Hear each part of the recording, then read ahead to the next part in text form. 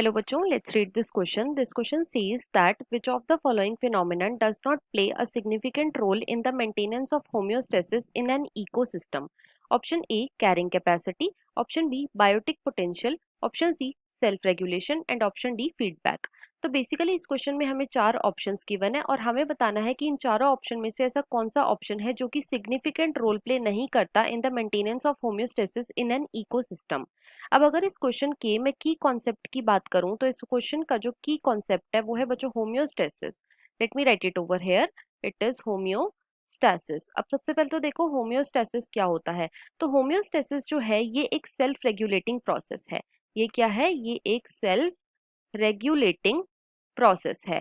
और इस प्रोसेस के अंदर क्या होता है? तो इस प्रोसेस के अंदर जो ऑर्गेनिजम्स होते हैं वो अपनी इंटरनल बॉडी कंडीशंस को मेंटेन करके रखते हैं।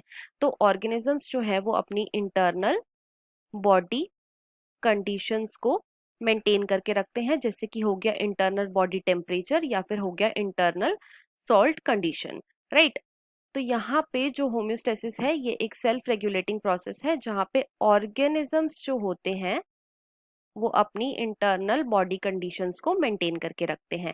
अब हम एक एक करके अपने सारे ऑप्शंस के बारे में बात करेंगे। ए में हमें गिवन है अबाउट कैरिंग कैपेसिटी। तो वो जो कैरिंग कैपेसिटी क्या होती है? कैरिंग कैपेसिटी का मतलब होता है कि एक इकोसिस्टम की कितनी कैपेसिटी है, एक इकोसिस्टम की कितनी कैपेसिटी है ऑर्गेनिजम्स को कैरी करने की, ऑर्गेनिजम्स को कैरी करने की, राइट। साथ ही साथ जो कैरिंग कैपेसिटी होती है ये बच्चों बायोलॉजिकल स्पीशीज की होती है। ये किसकी होती है? ये होती है बायोलॉजिकल स्पीशीज की, जिसकी वजह से क्या होता है, जो बायोलॉजिकल स्पीशीज होती हैं ये एनवायरनमेंट में सस्टेन कर पाती हैं।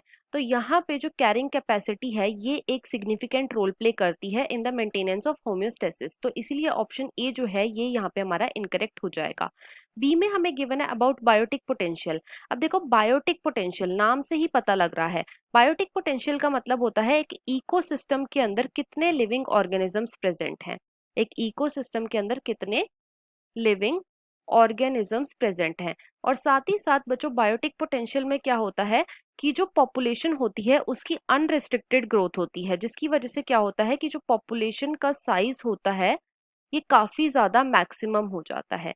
तो यहाँ पे जो बायोटिक पोटेंशियल है ये कोई भी सिग्निफिकेंट रोल प्ले नहीं कर रही in the maintenance of homeostasis. और क्वेश्चन में हमसे यही पूछा गया था, तो इसके अकॉर्डिंग जो हमारा अप्रोप्रिएट आंसर होएगा वो है ऑप्शन नंबर बी, राइट।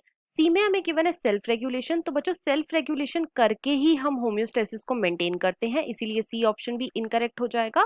और डी में हमें गिवन है फीडबैक। तो फीडबैक क्या होता है? फीडबैक की वजह से क्या होता है बच्चों, होम्योस्टेसिस को हम मेंटेन करते हैं, राइट। तो यहाँ पे डी ऑप्शन भी हमारा इनकरेक्ट हो जाएगा। तो करेक्ट ऑप्शन क्या है? करेक्ट ऑप्शन है option number B. So the final answer of this question is option number B, that is biotic potential. I hope you understood it well. Best of luck.